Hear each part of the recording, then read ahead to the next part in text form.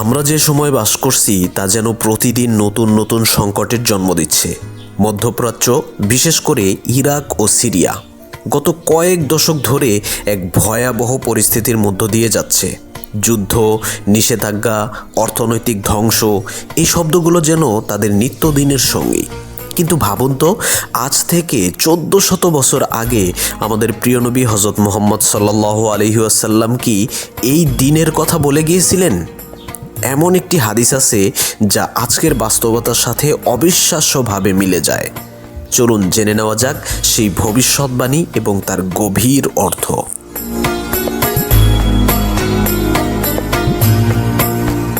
সহিহ মুসলিম শরীফের একটি হাদিসে রাসূলুল্লাহ সাল্লাল্লাহু আলাইহি ওয়াসাল্লাম বলেছেন, ইরাক তার দিরহাম ও খাদ্য আটকে দেবে, সিরিয়া তার মুদ্রা ও খাদ্য আটকে দেবে। আমরা এই হাদিসের দুটি অংশ দেখতে পাচ্ছি, দিরহাম ও খাদ্য আটকে দেওয়া এবং মুদ্রা ও খাদ্য আটকে দেওয়া। এই কথাগুলোর অর্থ কি আর কিভাবে আজকের দিনের সাথে এর মিল খুঁজে পাওয়া যায়?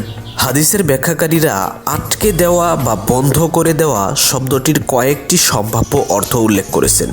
শত্রুদের অবরোধ, অর্থাৎ মুসলিমদের শত্রুরা এই দেশগুলোকে এমনভাবে অবরোধ করবে যে তাদের কাছে দিরহাম বা মুদ্রা ও খাদ্য পৌঁছাতে পারবে না, বা তাদের নিজেদের সম্পদও বাইরে যেতে পারবে না।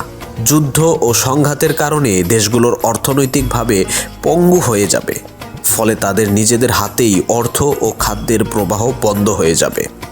কিছু ব্যাখ্যাকারী বলেছেন এটি মুসলিম শাসকরা যাকাত দিতে অস্বীকার করার কারণেও হতে পারে, যদিও বর্তমান প্রেক্ষাপটে প্রথম দুটি ব্যাখ্যাই বেশি প্রাসঙ্গিক।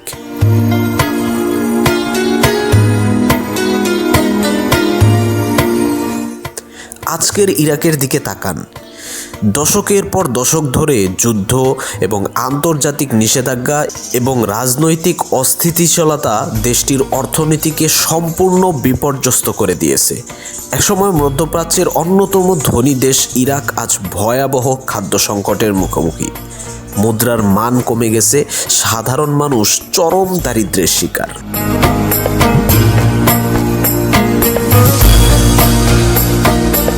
ঠিক একইভাবে হাদিসে সিরিয়ার কথা বলা হয়েছে। তারা মুদ্রা ও খাদ্য আটকে দেবে।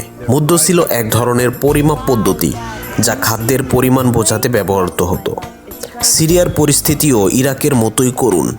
2011 সাল থেকে শুরু হওয়া গৃহযুদ্ধ দেশটির অবকাঠামো, অর্থনীতি এবং সামাজিক জীবনকে পুরোপুরি ধ্বংস করে দিয়েছে। লাখ লাখ মানুষ বাস্তুচ্যুত হয়েছে, কোটি কোটি মানুষ খাদ্য সংকটে ভুগছে। আন্তর্জাতিক সাহায্য সংস্থাগুলো বারবার সিরিয়ার ভয়াবহ খাদ্য ঘাটতির কথা জানাচ্ছে। এখানেও কি আটকে যাওয়ার বাস্তব প্রতিফলন আমরা দেখছি না? এই হাদিসটি শুধু অর্থনৈতিক অবরোধ বা যুদ্ধকেই ইঙ্গিত করে না, বরং এই পরিস্থিতিগুলো ঘটার কারণগুলোকেও তুলে ধরে। 1. যুদ্ধ। ইরাক ও সিরিয়া উভয়েই দীর্ঘস্থায়ী সামরিক সংঘাতের শিকার। 2. নিষেধাজ্ঞা। ইরাকের ওপর বহু বছর ধরে আন্তর্জাতিক নিষেধাজ্ঞা ছিল। সিরিয়াও বর্তমানে কঠোর নিষেধাজ্ঞার সম্মুখীন। আর এই সব কিছুর সম্মিলিত ফল হলো অর্থনৈতিক ধ্বংস, যা দুটো দেশকেই চরম দারিদ্র্য ও খাদ্য সংকটের দিকে ঠেলে দিয়েছে।